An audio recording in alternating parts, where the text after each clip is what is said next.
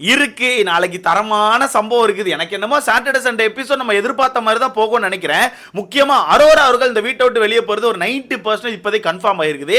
இன்னும் வெறும் 90% தான் கன்ஃபார்ம் ஆயிருக்கா, 100% கன்ஃபார்ம் பண்ணலன்னு கேட்டீங்கன்னா 100% கொஞ்சம் இடிச்சிட்டு தான் இருக்கு நண்பர்களே.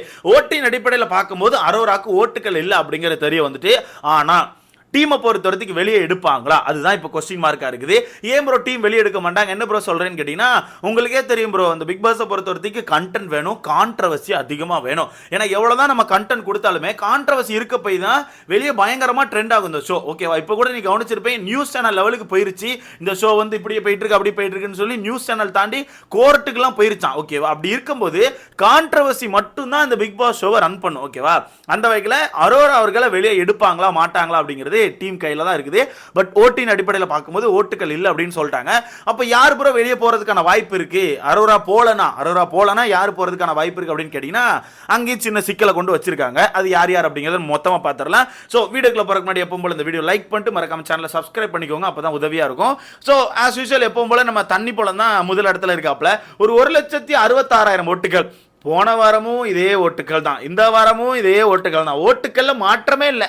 போன வாரமும் சேம் ப்ரோ, 1,60,000 சம்திங் ஓட்டுகள் தான். அதே ஓட்டுக்களை இந்த வாரமும் வாங்கி வச்சிருக்காப்ல. இதுல இருந்து பார்க்கும்போது எனக்கு என்ன தெரியுதுன்னா அவருக்கான ஓட்டுகள் பெருசா ஏறவும் இல்லை இறங்கவும் இல்லை, ஸ்டெபிளா தான் இருக்குது. பட் இந்த வாரத்தை பொறுத்த வரைக்கும் பெருசா அவருக்கு நெகட்டிவ் வரல அப்படின்னு சொல்லலாம். பெருசா ஒரு நெகட்டிவ் வரல.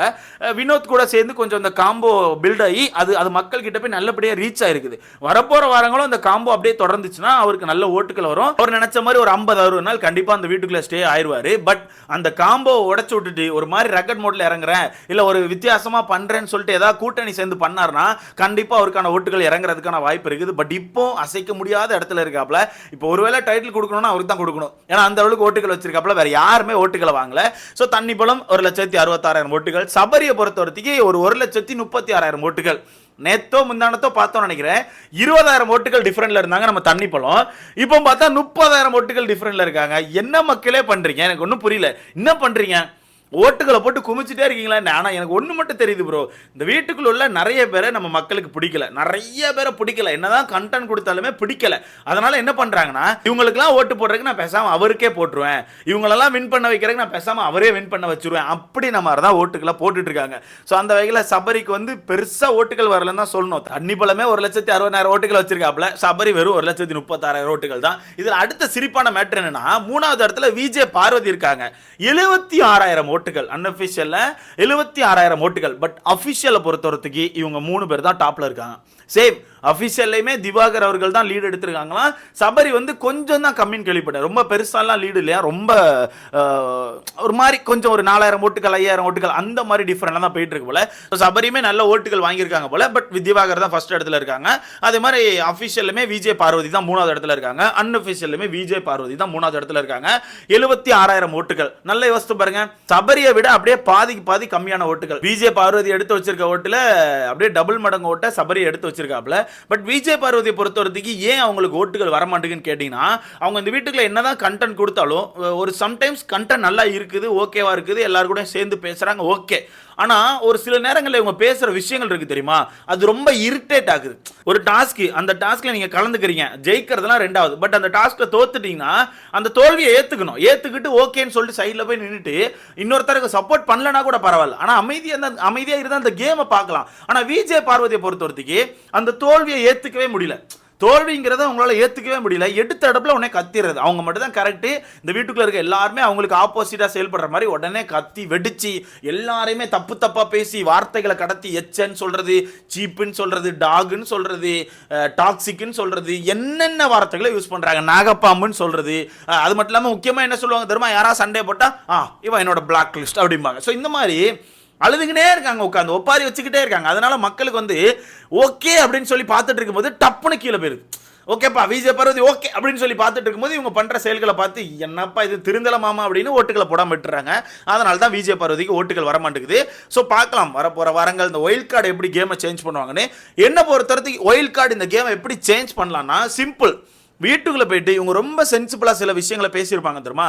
முக்கியமா கமாருதீன் தண்ணி பழத்தை பார்த்து துப்பும் போது சண்டைக்கு போன நம்ம விஜய் பார்வதி இன்னைக்கு வீட்டுக்குள்ள சுபிக்ஷாவை பார்த்து நம்ம கமாருதீன் துப்புறாப்புல, அப்போ சண்டைக்கு போல, அப்போ கமாருதீன் கூட சேர்ந்து சிரிச்சிட்டு இருக்காங்க.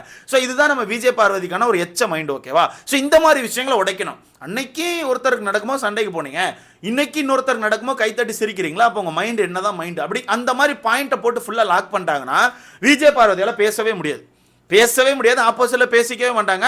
தள்ளி போயிட்டு திருப்பி உடனே இவளை பத்தி எனக்கு வெளியவே தெரியும், இவனை பத்தி எனக்கு வெளியவே தெரியும், இவெல்லாம் இப்படித்தான் அப்படித்தான் சொல்லி பேசிட்டு இருப்பாங்க. அது ஆட்டோமேட்டிக்கா ஒரு நெகட்டிவா கிரியேட் பண்ணிடும். ஸோ இப்படி மட்டும் தான் ஒயில்ட் கார்டு மூவ் பண்ண முடியும். பார்க்கலாம் யார் யார் உள்ள போறான்னு சொல்லிட்டு ஏகப்பட்ட அப்டேட் வந்துட்டு இருக்குது. எது கன்ஃபார்ம் ஆகுது அப்படிங்கிறத நாளைக்கு கண்டுபிடிச்சிடலாம் நம்ம. ஸோ 4வது இடத்துல கமாருதீன் இருக்காப்ல. கமாருதீனுக்கு பேச தெரில அப்படிங்கிறது நமக்கு நல்லாவே தெரிஞ்சுட்டு, சுத்தமாக பேச தெரில. அண்ட் அவருமே அப்படித்தான் தோல்வியை ஏற்றுக்க முடியல. ஸோ இன்னைக்கான டாஸ்கில் பார்த்துருப்பீங்க, இந்த கேப்டன் டாஸ்கில் அவரை வந்து குத்தி மலர்த்தி விட்டாங்க. ஓகேவா. 3 குத்தை போட்டு அவர் அவுட் பண்ணிட்டாங்க. அந்த சுபிக்ஷா பொண்ணு வந்து குத்துனதுக்கு சுபிக்ஷா பொண்ணை பார்த்து துப்புறாரு. துப்பிட்டு உனக்கு அறிவு இருக்கா, உனக்குலாம் அறிவே இல்லை, மண்டையில் மசாலாவே இல்லை, நீங்களாம் எப்படி எனக்கு தெரிஞ்சு போச்சுன்னு ஒரு மாதிரி பேசுறாரு. இதில் நிறைய பேர் சொல்லுவாங்க, இல்லை ப்ரோ சுபிக்ஷா பண்ண தப்பு ப்ரோ. ஒரு டாஸ்க்கு அனௌன்ஸ்மெண்ட் கொடுக்குறாங்க, அந்த டாஸ்க்கு அனௌன்ஸ்மெண்ட் கொடுத்தோன்னே எல்லாரும் இந்த பக்கம் நடந்து வராங்க, அந்த டைமில் குத்தக்கூடாது ப்ரோன்னு சொல்கிறாங்க. அது ஏன் குத்தக்கூடாது? எல்லாருமே அவங்களுக்கான பொம்மையை பார்த்துட்டு இருக்காங்கல்ல. இது ஒன்றும் பிக் பாஸ் மேலேருந்து கூப்பிட்டு டாஸ்க் நடத்துகிறோம் போங்கன்னு சொல்ல இது டாஸ்க்கை நடத்துகிறாங்க, லெட்டர் அனௌன்ஸ் பண்ண போகிறாங்க. அங்கேருந்து உன் பொம்மையை நீ பார்த்துக்கிட்டே இருக்கணும், அது உன்னோட கடமை. அதை விட்டுட்டு நான் இங்கே வந்துட்டேன், இந்த டைம் குத்துனா அவங்க ஒரு கேவலமான ஆட்கள் நீ சொல்லக்கூடாது. அப்போ உனக்கு அந்த கேம்ல பெருசா இன்ட்ரெஸ்ட் இல்ல, உன்னால உன்னோட பொம்மையை சரியா பாதுகாக்க முடியல, அவ்வளவுதான். பெருசாலாம் நீ எதுவும் யோசிக்க வேணாம். அந்த வகையில கமாருதீனை பொறுத்த வரைக்கும் அப்படிதான் இருக்காப்ல. தோல்வியை ஏத்துக்க முடியல, ஆனா ரொம்ப சீன் போட்டுட்டு இருக்காரு. என்ன எல்லாரும் சுரண்டிட்டாங்க, வரப்போற வாரம் வச்சு செய்ய போறேன்னு. சப்பா, ஜோக்கருக்கு புரிய வைங்க பயப்பா, ஒரு டம்மி பீஸ்னு யாரா சொல்லி புரிய வைங்க. யார் ஆப்போசிட்ல சண்டைக்கு வந்தாலும் சண்டையே போட தெரியல, பேச தெரியல, buck buck buck buck buck அப்படின்னு இருக்குது. அவங்க கடந்து போன பிறகு இங்க வீராப்பா பேசுறது, அடிச்சு பறத்திடுவான் அப்படின்னு. தயவு செய்து சண்டை போடுறதா இருந்தால் நேருக்கு நேர் சண்டையை போட்டு பேசி ஜெயிச்சு காமிங்க. ஓகேவா. அதுக்கப்புறம் பேசலாம். ஸோ 5வது இடத்துல ரம்யா அவர்கள் இருக்காங்க, ஒரு 56,000 ஓட்டுகள். ரம்யா இந்த வீட்டில் என்னதான் நான் பல இடங்களில் நடிச்சுட்டு சுற்றினாலும் அவங்க இன்னைக்கு கமாருதீன்ட்ட சண்டை போட்டது கரெக்டு தான். நீங்கள் இஷ்டத்துக்கு உங்களை குத்துனோடனே ஃபேக்கு பாபான்னு எடுப்பீங்க, ஆப்போசிட்ல இருக்கவங்க பார்த்துக்கிட்டே இருக்கணுமா? யாரும் பார்த்துட்டு இருக்க மாட்டாங்க, கண்டிப்பாக சண்டைக்கு தான் வருவாங்க. அந்த வகையில் ரம்யா இன்னைக்கு போட்ட சண்டை கரெக்டு தான். உங்களால் தோல்வியை ஏற்றுக்க முடியல, அப்போ இந்த வீட்டை விட்டு வெளியே போயிருங்க. அதுதான் கரெக்ட். ஏன்னா எப்படின்னு ஒரு 40-50 நாள் வெளியே போவீங்க, அப்போ என்ன பண்ணுவீங்க? பிக் பாஸை திட்டுவீங்களோ? திட்டினாலும் திட்டுவீங்க, அந்த மாதிரி கோமாளி தானே நீங்க. ஸோ 5வது இடத்துல ரம்யா அவர்கள் இருக்காங்க. 6வது இடத்துல அப்சரா அவர்கள் இருக்காங்க, 55,000 ஓட்டுகள். இங்கே தான் நீங்கள் ஒரு விஷயத்தை நோட் பண்ண ஆரம்பிக்கணும். அப்சராவை பொறுத்தவரைக்கு 6வது இடத்துக்கு வந்துட்டாங்க, 55,000 ஓட்டுகள். எஃப்ஜியை பொறுத்தவரைக்கு 7வது இடத்துல இருக்காப்புல, 54,000 ஓட்டுகள். கெமியை பொறுத்தவரைக்கு 8வது இடத்துல இருக்காங்க, 53,000 ஓட்டுகள். அரோராவை பொறுத்தவரைக்கு 52,000 ஓட்டுகள் இருக்காங்க, 9வது இடத்துல. ஓகேவா. ஸோ எல்லாருக்குமே கொஞ்சம் ஓட்டு தான் டிஃப்ரெண்ட் இருக்குது, பெரிய ஓட்டுகள்லாம் டிஃப்ரெண்ட் இல்லை, எல்லாருமே கொஞ்சம் ஓட்டு டிஃப்ரெண்ட்டில் தான் இருக்காங்க.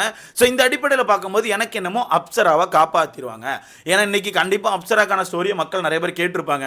அதை கேட்டு கண்டிப்பாக மக்கள் நிறைய பேர் வந்து கொஞ்சம் ஒரு மாதிரி இதாகிடுவாங்க. ஏன்னா அந்த மாதிரி தான் இருந்த ஸ்டோரி. ஓகேவா. ஸோ அதனால் கண்டிப்பாக அப்சரா வெளியே தூக்க மாட்டாங்க. எஃப்ஜேயே கண்டிப்பாக தூக்கிடுவாங்க. FJ out. எஃப்ஜே எனக்கு தெரிஞ்சு சர்வே ஆகிறதுக்கான வாய்ப்பே இல்லை.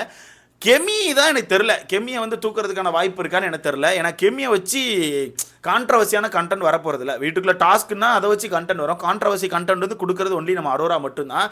ஏன்னா இன்னைக்கு காலையில் இந்த ஒஸ்ட் பர்ஃபார்மன்ஸ்க்கு செலக்ட் பண்ணாங்க அரோராவை. அப்போ கெமி அவர்கள் என்ன சொன்னாங்கன்னா, அவங்க அந்த க்யூட்டாக இருக்க அந்த விஷயத்தை மட்டும் வச்சுமே இந்த கேம் ஆடின மாதிரி இருக்கு, க்யூட்னஸை மட்டுமே வச்சு ஒரு மாதிரி ப்ரிவிலேஜாக வச்சு இந்த கேம் ஆடுறாங்க அப்படிங்கிற மாதிரி ஒரு பாயிண்ட் சொல்லியிருப்பாங்க. அந்த பாயிண்ட் கரெக்டு தானே? அந்த பாயிண்ட்டுக்கு இவங்க எப்படி பேச ஆரம்பிச்சாங்கன்னா, இந்த வீட்டுக்குள்ள இதுக்கு மேலே நான் என்ன பண்ண முடியும்? நான் இவ்வளோ தான் பண்ண முடியும். என் கையில் பவர் இருக்குன்னா அதுக்கு நான் எல்லாரும் போய் வேலை வாங்க முடியுமா? இப்போ என் கையில் பவர் இருக்குன்னு நான் போயிட்டு துஷாரையும் கமாருதீனும் எப்படி வேலை வாங்க முடியும்? நார்மலாக தான் வேலை வாங்க முடியும். அதை தாண்டி வேலை வாங்கணும்னா நான் வந்து என்னோட அந்த மாதிரி விஷயங்களை காமிச்சா வேலை வாங்க முடியும் அப்படின்னு சொல்லி ஒரு வார்த்தையை யூஸ் பண்ணுறாங்க. அது ஆக்சுவலாக ஏதோ ஒன்று ஒரு வார்த்தை யூஸ் பண்ணாங்க, அது கரெக்டாக எனக்கு ஞாபகம் வரல. சீடோஷா ஏதோ ஒரு சம்திங் வார்த்தை யூஸ் பண்ணாங்க, அது ஞாபகம் இருந்துச்சுன்னா மறக்காமல் கமெண்ட்ல போடுங்க. அந்த மாதிரி ஒரு வார்த்தை யூஸ் பண்ணுறாங்க, கவர்ச்சி காமிச்சா நாங்கள் வேலையை வாங்க முடியும் அப்படின்ற மாதிரி ஒரு வார்த்தை யூஸ் பண்ணுறாங்க. அது மட்டும் இல்லாமல் இன்னொரு விஷயத்தையும் சொல்கிறாங்க, பிக் பாஸ் டீமே நான் அழகாக இருக்க போய் தான் எடுத்தாங்க, அவங்களே அதுக்கு தான் எடுத்தாங்க, அப்போ நான் இந்த வீட்டுக்குள்ள அழகாக தான் சுற்றுவேன், அதுக்கு நான் என்ன பண்ண முடியும்னு சொல்கிறாங்க. நல்லா ஒன்று தெரிஞ்சுக்கோங்க, நீங்கள் அழகாக இருந்துக்கோங்க, அதுக்காண்டி தான் எடுத்தாங்க, அதெல்லாம் 2வது பாயிண்ட். இந்த வீட்டுக்குள்ள வந்து நீங்கள் என்ன கண்டென்ட் கொடுக்குறீங்க, வெறும் அன்னைக்கு அதை மட்டும்தான் காமிக்க போறீங்கன்னா அப்போ உங்ககிட்ட ஒன்றுமே இல்லை, நீங்கள் வெத்துடப்பா அதுதான் உண்மை, காத்தடைச்ச வெத்துடப்பான்னு வேணால் உங்களை சொல்லலாம். அதுக்கு உட்காந்துட்டு அது சொல்கிறாங்க நான் அழகாக இருந்தால் அவங்களுக்கு என்ன பிரச்சனை? நீங்கள் அழகாக இருங்க, இல்லாமல் போங்க, அது யாருக்கும் இங்கே பிரச்சனை கிடையாது. இங்க உள்ள பிரச்சனை என்னன்னா நீங்க அதை மட்டும் தான் பண்றீங்க, வேற எதுவுமே பண்ண மாட்டேங்கன்னு சொல்றாங்க. புரிஞ்சா? இதுல இவங்க போயிட்டு நான் என்ன எப்படி எல்லாரையும் வேலை வாங்க முடியும், அவனை என்ன நான் இப்படி காமிச்சா வேலை வாங்க முடியும், அவனை என்ன இப்படி காமிச்சா வேலை வாங்க முடியும்னு சொல்றாங்க. இப்போ மட்டும் என்ன பண்ணிட்டு இருக்கீங்க, இப்போ மட்டும் என்ன கண்டென்ட் கொடுத்துட்டு இருக்கீங்க, இந்த மாதிரி தான் பண்ணிட்டு இருக்கீங்க.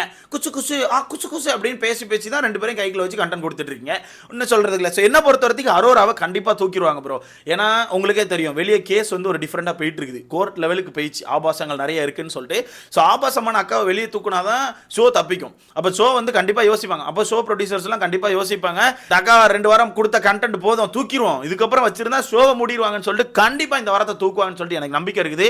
ஸோ எஃப்ஜே அரோரா இந்த 2 பேரையும் தூக்குவாங்கன்னு சொல்லிட்டு எனக்கு நம்பிக்கை இருக்குது. ஓட்டின் அடிப்படையில் பார்க்கணும், ஓட்டு இல்லை. ஆனால் இங்கே இன்னொரு ட்விஸ்ட் சொல்லிட்டு இருக்காங்க, தீபாவளி நல்வாழ்த்துக்கள்னு ஒரு விஷயத்த சொல்றாங்க ப்ரோ. புரிஞ்சிருக்கும்னு நினைக்கிறேன். புரிஞ்சவங்க கமெண்ட்ல போடுங்க. அப்படிதான் நடக்கிறதுக்கான வாய்ப்பு இருக்குன்னு நினைக்கிறேன். பாப்போம்.